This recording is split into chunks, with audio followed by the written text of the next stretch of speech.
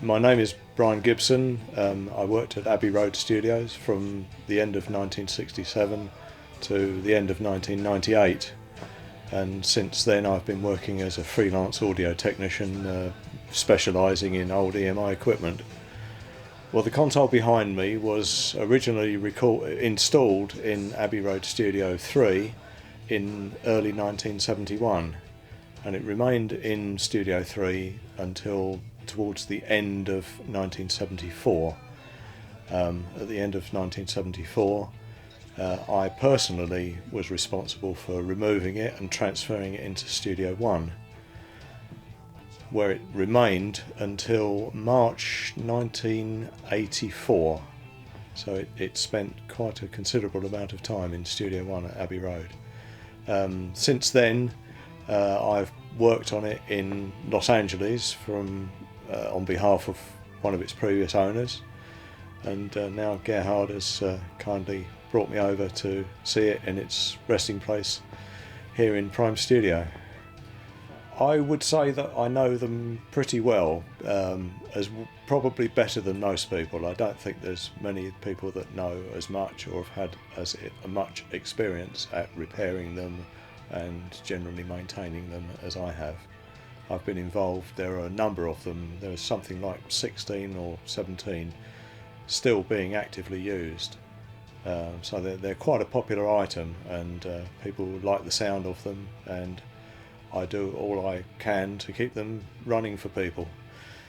It's one of it is the first console ever built that had a limiter and compressor built into every channel.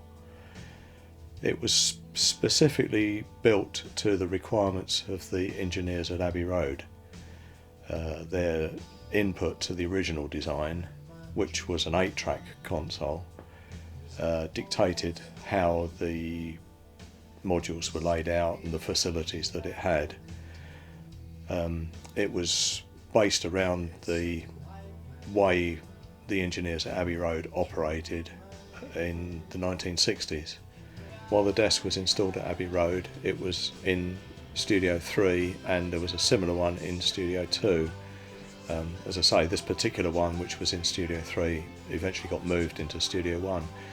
But it was Studios 2 and 3 were EMI's frontline pop studios, and all of the EMI's roster of artists through the early to mid-70s are likely to have recorded through it. The trouble is, because there were such enormous numbers of different people, it's very difficult to remember specific artists.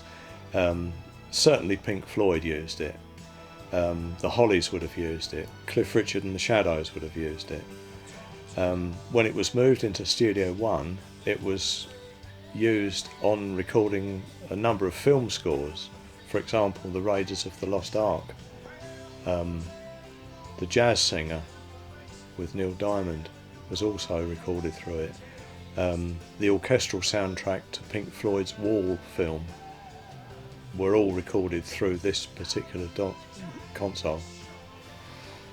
So it's got an important history, but it's very difficult from the era just to remember how many different artists used it and who those artists were. Kate Bush is another one that comes to mind. She would have used it on some of her early albums. It was certainly state of the art for its era, and sonically it is very, very good. It's got a very simple signal path. There is not too much electronics in the way of the signal, and people do appreciate it and like it for that sound. Also with its equalisers, they're very what people like to refer to as musical sounding equalisers. Very simple to use.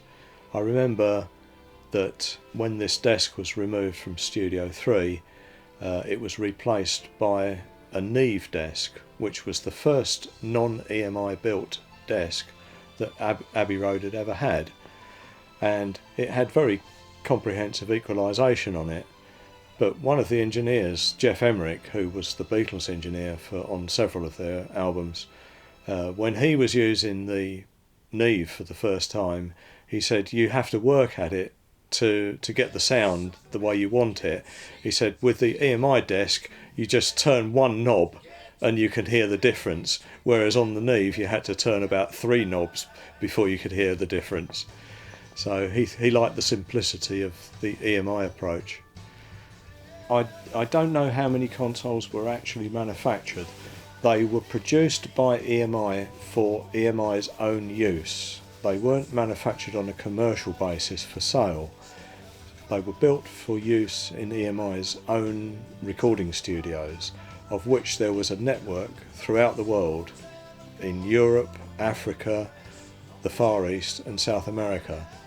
My estimate would be that there were probably around 30 to 35 of them actually manufactured, but that's really a guess on my part. Well, I know of about 18 in various states of repair, but it's surprising that they still keep turning up. I had a contact just a couple of weeks ago from a gentleman in Greece who has one. Now, I had always suspected that there was at least one console in Greece, because EMI had studios in Athens, and I got back to him and I said, oh yes, I thought there would be one of those consoles there, and he emailed me back and he said, yes, in fact there are 2 here, of which he's got hold of one and he wants to restore it back to working order with my assistance.